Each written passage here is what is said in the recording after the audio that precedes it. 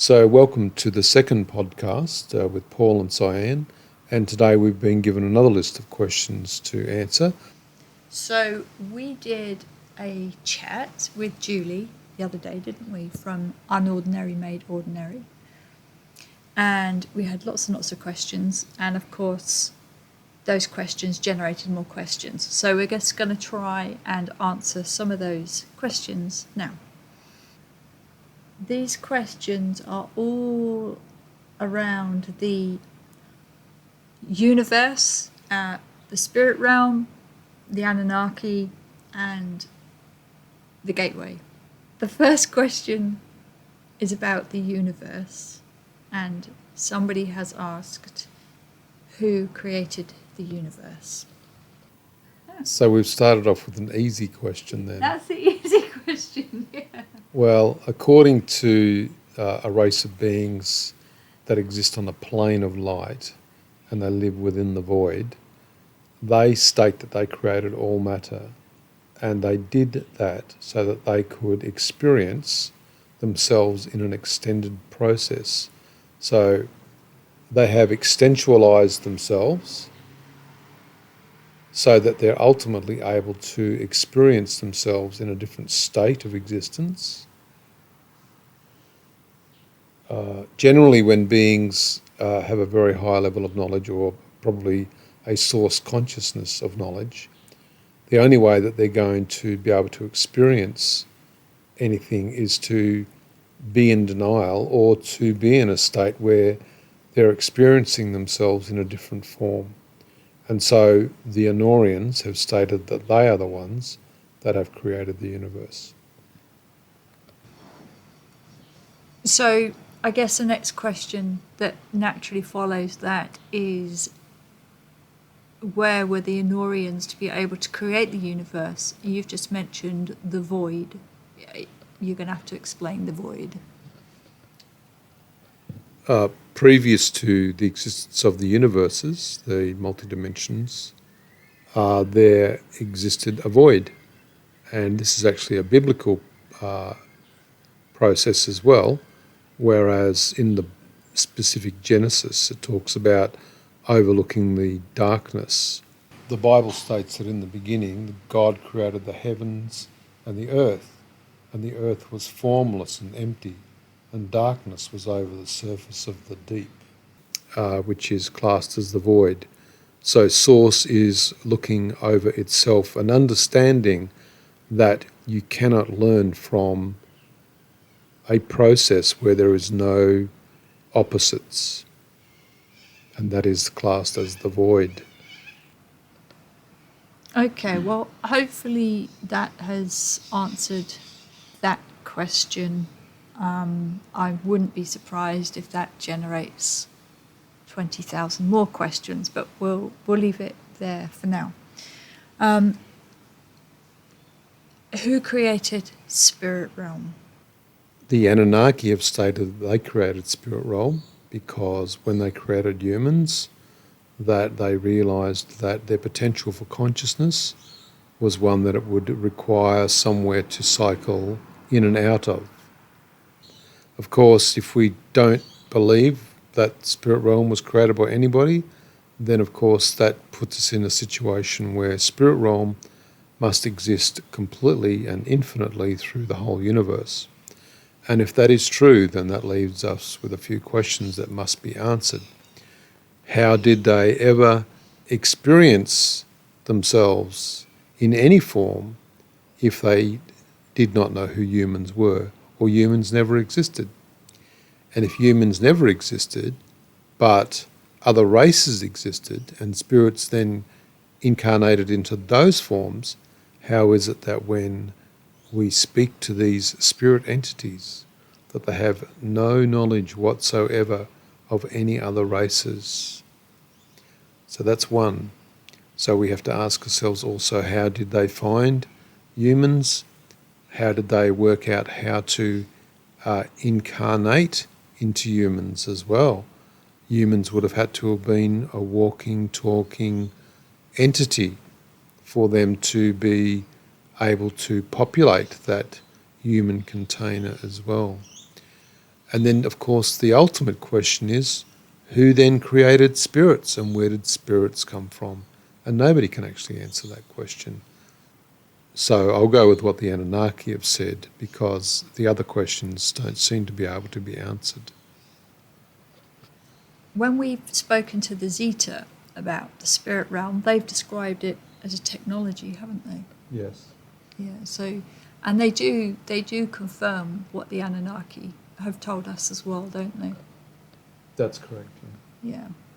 Okay. So, who uses spirit realm? Everybody suggests that all and sundry uses spirit realm, but we've been told very differently by both the Anunnaki and the Zeta that it is just spirit realm is for spirit people. It's not for the aliens, the extraterrestrials, as you've mentioned. I think people would need to understand that when we talk about extraterrestrials and spirit people, that we're talking about two different vibrations. Spirit people exist within their own vibratory field or realm.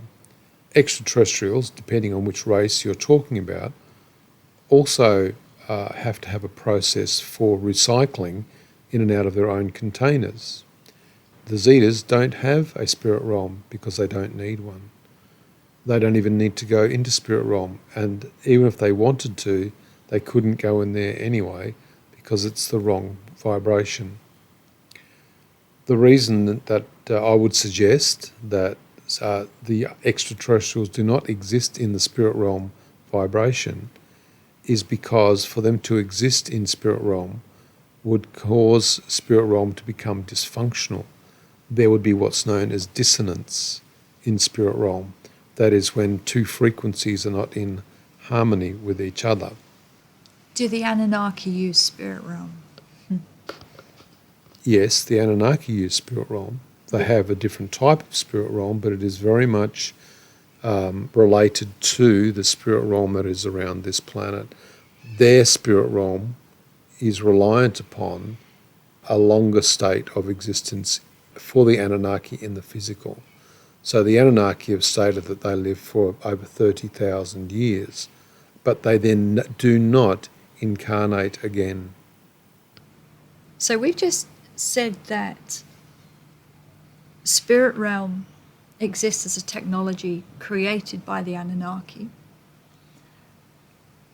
I suppose the question is, when did that technology get put in place? Now, when we've spoken to the Anunnaki about that, and the Zetas, they've both stated that it was created for the humans when humans' consciousness evolved to the point that there was the requirement for it. That's correct.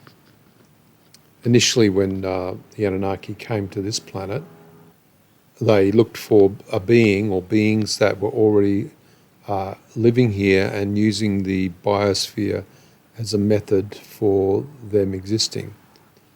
Specifically, they were looking for beings that could breathe, that could drink the water, those sorts of things. So that when they took specific genetic material from them and then adding their own basic DNA to the form, to the human container, they were able to create beings that could live within this biosphere. The reason that they created this human form was because the humans were considered to be a slave race, and they were used for mining. And for what they were used for mining was up to the Anunnaki. But what the unintended side effect of that genetic material was that they started to realise that there was an ever-increasing level of consciousness with each of these workers, these human containers. The Anunnaki then started to interact with them in a different way and realised that these beings that they had created seemed to have an ability to feel, to have emotions, to have cognitive understanding. The Anunnaki then went about training some of them to see what their potential was. And in doing so, they realised that they had somehow triggered a consciousness process within this specific race. They then created a technology that housed the consciousness in frequency or vibration, and then any time a container passed or a human passed, they were able to move into, experience consciousness, experience their own real nature, true nature, and then they could also recycle out of the spirit realm into the human form again. And this was the beginning of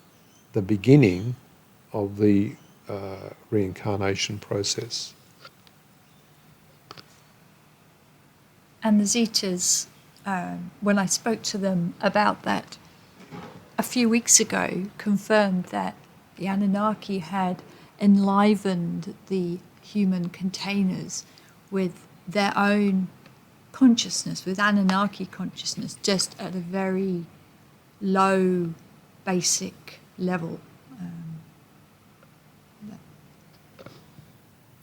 Well, that's what they've said, that they gave a rudimentary level of consciousness to the form, but as stated before, there was a triggering, an unintended consequence of the mixture of the existing DNA and the Anunnaki DNA.